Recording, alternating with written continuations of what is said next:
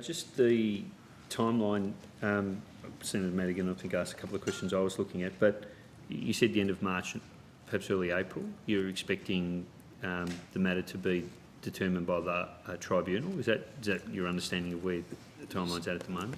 Senator, I don't want to put words in the mouth of the tribunal, but the indications that we got from the chair of the tribunal was that they understood that there were pressures and that they wanted to come down with their decision as soon as possible, but they did give warning that it will take time. They've got significant material to work through, and obviously there's significant impacts on the decisions that they come out with.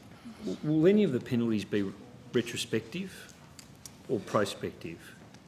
And will they involve, could they potentially be served during the pre-season competition, or would they have to necessarily involve the regular season?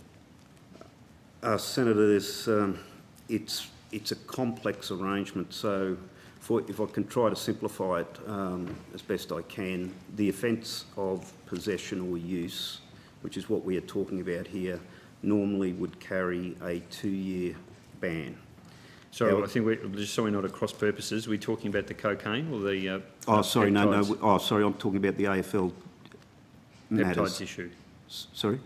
Not the cocaine issue? No, the peptide issue. Good, okay. No, when you said possession, I just thought... No. Yeah. So Okay. it's in this case, Yep. there's no trafficking of... Yep. They're not in relation to players. So normally an offence of possession or use would carry a penalty of 2 years. Where it becomes complicated is there are a number of factors which can then be taken into account. For example, a player or an athlete can claim no fault or no significant fault, which can cause reductions. They can make a claim of substantial assistance, which can lead to reductions if they've been provisionally suspended, as players have in this case. Then that time can be taken into account.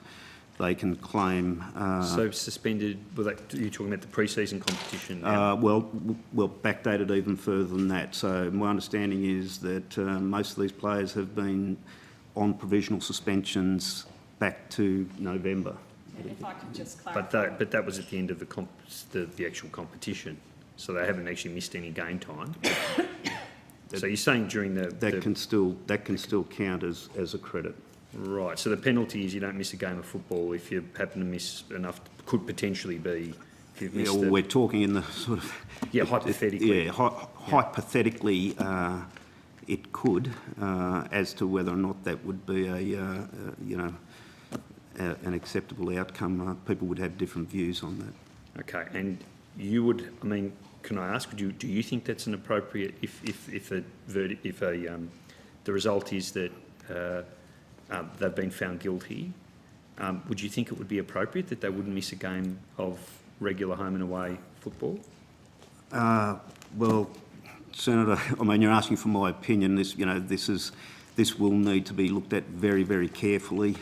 We need to look at the provisions of the code and take that into account. At the end of the day, Ben McDevitt's opinion really is not relevant.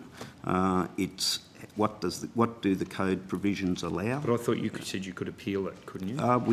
That would be an option open to us. Yeah. So it is relevant. Your opinion is relevant because if the AFL say, well, we think they've done, the punishment's been they've missed a few pre-season games, you could potentially come in and say, we don't think that's an acceptable penalty. It's probably not appropriate that we ask Mr McDevitt for his legal strategy either. Aside from, I'm just trying to understand the process. Yeah. Senator, my position really will be to listen to the tribunal, listen to and read carefully, examine the reasons for the decision that they come up with, then look at the situation in its entirety against the backdrop of the code and the provisions of the code, and then come to what we think would be a reasonable decision.